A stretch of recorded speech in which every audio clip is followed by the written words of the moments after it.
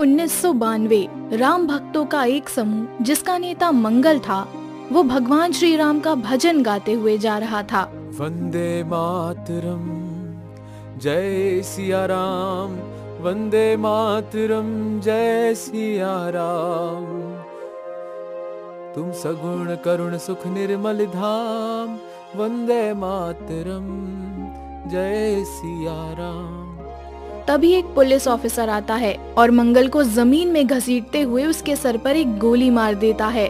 मंगल तड़पता हुआ जमीन पर गिर जाता है और अपने खून से सड़क पर जय सिया राम लिखकर भजन गाते हुए वहीं मर जाता है। जल्द हो हमारा स्वप्न साकार, श्री राम नाम से गूंजे संसार। मंदिर में हो राम लला विराजमान, वंदे मातरम, जय सिया राम। 32 सालों बाद सन 2024 एक बूढ़ी महिला लीलावती, जिसने 32 सालों से मौन व्रत रखा हुआ है, वो अगरबत्ती बना रही थी। तभी उसकी बेटी शांता आती है और उन अगरबत्तियों को उठाकर मार्केट में बेचने निकल जाती है। वो अपने भाई लव कुश से उसकी मदद करने को कहती है, लेकिन लव कुश उन अगरबत्तियों को देख गुस्से से आग बबूला हो जाता है और शांता पर चीखने चिल्लाने लगता है। तुमसे मैंने कितनी बार कहा है कि अपने भगवान और अपने रिलेटेड सामानों को मुझसे दूर रखा करो, लेकिन तुम हो कि सुनती नहीं, इडियट कहीं की। लव कुश एक नास्तिक व्यक्ति था जो कि एक साइंटिस्ट था। भगवान के प्रति उसके अंदर बिल्कुल भी आस्था नहीं थी और वो रामायण महाभारत आदि ग्रंथों को काल्पनिक कहानियां कहता था। एक बार एक काला कोट पहने हुए एक व्यक्ति लव कुश के पास आता है। हेलो मिस्टर लव कुश, बहुत नाम सुना है मैंने आपका। आप इस सदी के सबसे महान साइंटिस्ट में से एक है। अरे नहीं मिस्टर सुलेमान, ऐसी कोई बात नहीं है। स्टीफन हॉकिन, रिचर्ड फाइनमैन के आगे मैं कुछ भी नहीं हूँ। मैंने सुना है कि आप नास्तिक हैं और फ्रेडरिक नीत्शे के गॉड इज डेड को अपना आदर्श मानते हैं, इसलिए मेरे पास आपको रातों रात करोड़पति बनाने का एक ऑफर है। इसे एक नास्तिक व्यक्ति ही पूरा कर सकता है, इसलिए ये कॉन्ट्रैक्ट मैं आपको ही दूंगा। सुलेमान लव कुश को ढेर सारा खतरनाक विस्फोटक बम बनाने का ऑर्डर देता है, जिसके अवज में वो लव कुश को करोड़ों रुपए देता है।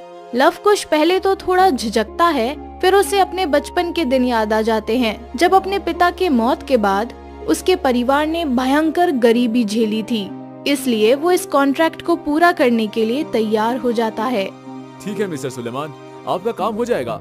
मैं एक ऐसा खतरनाक बम बनाऊंगा जिसके विस्फोट से पहाड़ भी टूटकर बिखर सकता है। कुछ ही दिनों में लव कुश बम बनाकर मिस्टर सुलेमान को दे देता है। वो इन भयंकर बमों को देखकर बहुत खुश होता है और लव कुश को माला माल कर देता है। लव कुश इन पैसों से देश भर की यात्रा करता है, जहां वो राम सेतु, द्वारिका आदि पर गहरी रिसर्च करता है। उसका केवल एक ही उद्देश्य था, अपने रिसर्च से रामायण महाभारत को काल्पनिक ग्रंथ अर्थात किसी कवि की कल्पना सिद्ध करना।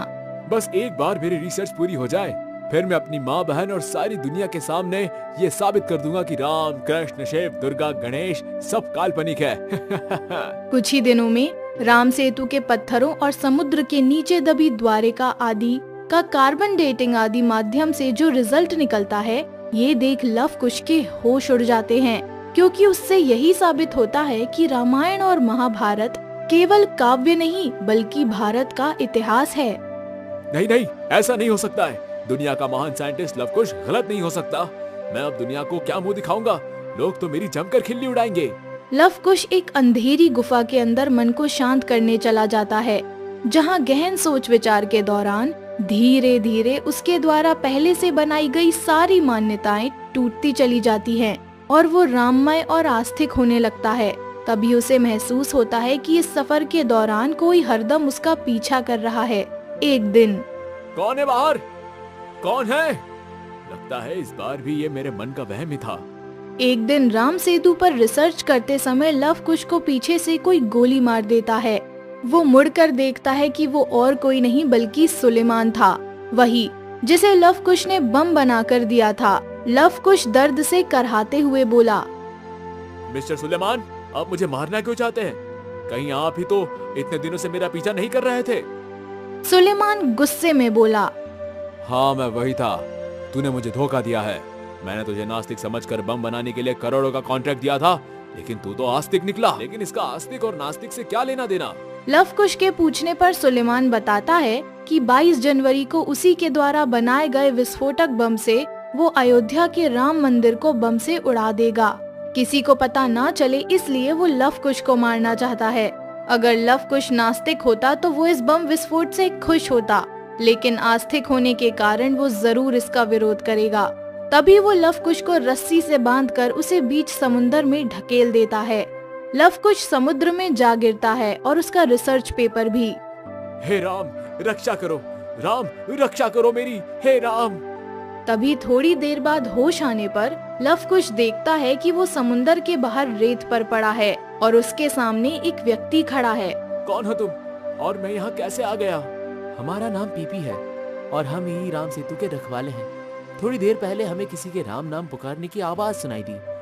जब हम दौड़े दौड़े आए तो देखा कि आप हे राम कहकर समुद्र में डूब रहे हैं। फिर कहा था हम एक डुबकी लगाए और समुद्र देव के मुंह से आपको बाहर निकालकर पृथ्वी माता पर पटक दिए। लव कुश पहले तो बहुत खुश होता है, फिर अचानक से उदास हो जाता है क्योंकि रामायण और महाभारत को इतिहास सिद्ध करने वाली उसकी रिसर्च रिपोर्ट समुंदर में गिर गई थी। पीपी खिलखिलाते हुए बोलता है, बस इतनी सी बात। राम कृपा से तो लोग संजीवनी बूटी खोज सकते हैं। इस ससुरा रिपोर्ट का चीज है।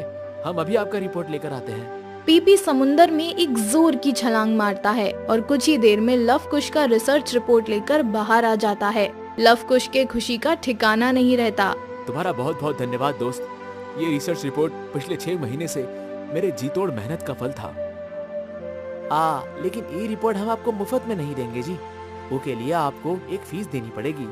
अच्छा ठीक है, कितनी फीस है तुम्हारी बोलो, अभी पेमेंट करता हूँ। वैसे तुम्हें कैश करूँ या पेटीएम? वो हम आपको एक कागज पर लिखकर बाद में बता देंगे। अभी आप बहुत भूखे होंगे। चलिए हमारे माता के हाथ का बना खीर खा लीजिए। वो आपकी मरहम पट्टी भी कर देंगी और बहुत बड़ी वैद्य है वो। लव कुश पीपी के साथ उसकी झोपड़ी में चला जाता है जहाँ एक स्त्री खीर बना रही थी। ये लो लव कुश बेटा, खीर खा लो। तुमने रामायण महाभारत पर रिसर्च कर जो महान पुण्य किया है उसका फल प्रभु श्री राम तुम्हें अवश्य देंगे। तभी अचानक से लव कुश को सुलेमान की बात याद आ जाती है जो 22 जनवरी को अयोध्या का श्री राम मंदिर बम से उड़ाना चाहता था। लव कुश घबराते हुए उसे खोजने के लिए उठता है। तभी वो स्त्री उसे एक अंगूठी देते हुए बोलती है, ये अंगूठी रख लो बेटा, रास्ते में तुम्हें इसकी जरूरत पड़ सकती है। लव कुश वो अंगूठी अपने जेब में रख लेता है और दौड़ते हुए सुलेमान के पास पहुंच जाता है। सुलेमान लव कुश को देख आश्चर्य में पड़ जाता है और उसके ऊपर बंदूक से अनेकों गोलियां दाग देता है, लेकिन वो गोली जाकर अंगूठी पर लग जाती है और लव कुश की जान बच जाती है। तभी पीपी सुलेमान को पकड़ लेता है और उसे समुंदर के बीचों बीच उठाकर फेंक देता है। सुलेमान समुंदर में डूबकर मर जाता है। मर गया ये शैतान, प्रेम से बोलो जय श्री राम। लव कुश खुशी खुशी अपने उस नए मित्र पीपी के साथ अपने घर आ जाता है और उसके साथ मिल सारे अयोध्या की छानबीन करने लगता है जिससे वो उन सारे बमों को डिफ्यूज कर सके, लेकिन वो उन सभी बमों को नहीं खोज पाता। हे भगवान, क्यों बनाया मैंने वो बम? अगर उसका विस्फोट हो गया तो लाखों लोगों की जान चली जाएंगी। मैं इसके लिए खुद को कभी माफ नहीं कर सकता। लव कुश इस बात से अंदर ही अंदर बहुत टूट जाता है। तभी उसके घर में कुछ लोग राम मंदिर के उद्घाटन का निमंत्रण लेकर आते हैं क्योंकि लव कुश के पिता मंगल एक कार सेवक थे। धीरे धीरे 22 जनवरी आ जाती है। लव कुश अपनी माँ लीलावती के साथ उद्घाटन समारोह में अपने नए मित्र पीपी के साथ जाता है। उसे हर समय यही डर सताता रहता है कि कहीं बम फट ना जाए, लेकिन तभी चारों ओर अगरबत्ती की खुशबू फैल जाती है। आहा, कितनी मादक खुशबू है, मेरा मन तो नाचने का हो रहा है। चंदन सी खुशबू से भर गया धाम, बोलो जय श्री राम, बोलो जय श्री राम, जय श्री राम, बोलो जय श्री राम। लव कुश पहचान जाता है कि ये तो उसके घर की बनी अगरबत्ती की खुशबू है। वो उस खुशबू का पीछा करता है और ये देखकर हैरान हो जाता है कि उसके बनाए विस्फोटक बमों में से ही वो अगरबत्ती की खुशबू आ रही होती है। असंभव, ये कैसे हो सकता है? मैंने तो इसमें विस्फोटक पदार्थ भरे थे, फिर इसमें से चंदन की खुशबू कैसे आने लगी? तभी उसका मित्र पीपी आता है और बताता है जिस तरह उसने उसका रिसर्च पेपर खोजा था उसी तरह उसने ही इन बमों में अगरबत्ती भरी थी। इस काम की फीस भी वो लव कुश को एक कागज पर लिख कर देता है और वहाँ से चला जाता है। लव कुश उस कागज को खोलकर देखता है और हैरान हो जाता है, क्योंकि उस कागज पर फीस के रुपयों की जगह केवल जय श्री राम लिखा था। लव कुश समझ जाता है कि इस पूरी यात्रा में उसकी सहायता करने वाला उसका दोस्त पीपी कोई और नहीं बल्कि पवन पुत्र हनुमान है, और वो स्त्री साक्षात माता सीता थी। तभी उसकी माँ लीलावती पीछे से पुकारती है, लव कुश बेटा, कहाँ हो तुम? देखो, इस राम मंदिर में भगवान राम की प्राण प्रतिष्ठा हो गई है। अब से हम रोज इस राम मंदिर में भगवान राम की पूजा करने आया करेंगे। अपनी माँ के मुंह से 32 सालों बाद अपना नाम सुनकर लव कुश के आंखों से आंसू छलक पड़ते हैं। आज उसकी माँ लीलावती का राम मंदिर बनने तक मौन व्रत धारण करने का संकल्प पूर्ण हो गया था और प्रभु श्री राम मंदिर में विराजमान हो गए थे। इसलिए उन्होंने अपना मौन व्रत तोड़ दिया। वो सभी घर जाकर दीपावली मनाते हैं और एक दिया भगवान राम के प्रति और दूसरा दिया अपने पिता मंगल जैसे उन कार सेवकों के लिए जलाते हैं, जिनके कारण राम मंदिर का बनना संभव हो सका है।